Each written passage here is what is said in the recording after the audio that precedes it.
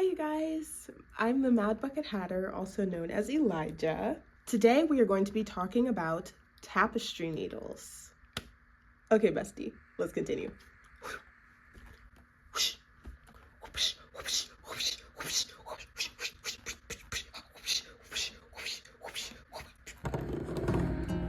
Tapestry needles are also known as yarn needles and darning needles. At the end of our crochet projects, we're usually left with a lot of yarn ends hanging out. That is where darning needles come in. I will be using the terms darning needle and tapestry needle interchangeably, but just know they mean the same thing. So when we have our loose ends sticking out of our projects, that is where the tapestry needle comes in. The tapestry needle is the tool that takes our crochet game up a notch. When you have these loose ends hanging out, you use your tapestry needle to weave those loose ends in. This process is of course called weaving in the ends, which I will cover in more detail through another video. Other uses for tapestry needles include sewing together pieces, sewing seams, and even cross-stitching. Yes, you heard me correctly. But to talk about darning needles, we need to talk about the different materials they can be made out of.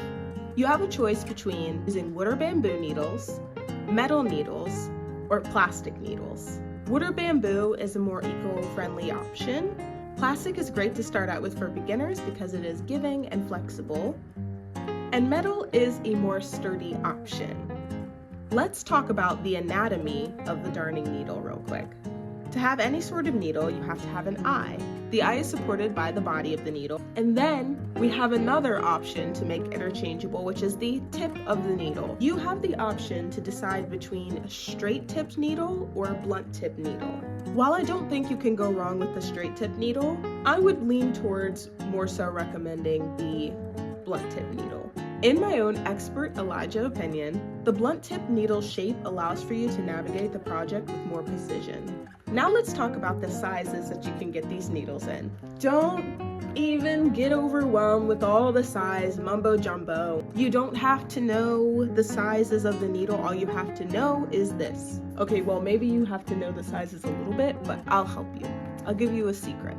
The sizes go backwards.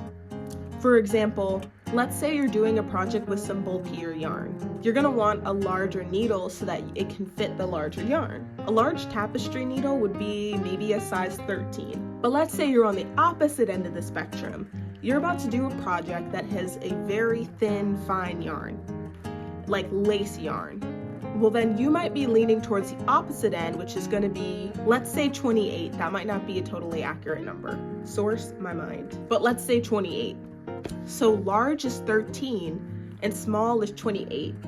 Therefore, the bigger the number, the smaller the darning needle. Not to worry, I have included links down in my description below of some needles that might be good to start off with, depending on what your preference is. But really, unless you're doing a project that has a very large yarn or a very small yarn, I wouldn't worry too much about the size. I've linked also below just a regular schmegular darning needle.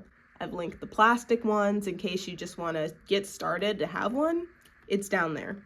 And so please check it out if you guys are curious and if you just want to take a look at the options. And lastly, I would like to make an important distinction. I would not recommend using a regular sewing needle for your crochet projects because the sewing needle, being so thin, it will split your yarn and you will have a mess on your hands. So in my expert Elijah opinion, the sewing needles are womp womp. The darning needles are yeah. Hey! I will be doing another video going into more detail on how to weave in ends. So just check it out and subscribe below. Stay in the loop. I will get you right.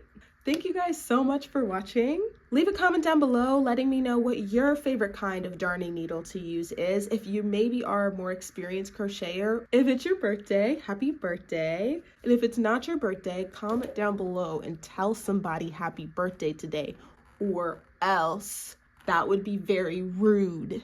Make sure you hit that subscribe button and I'll see you guys in the next video. Bye! Mwah.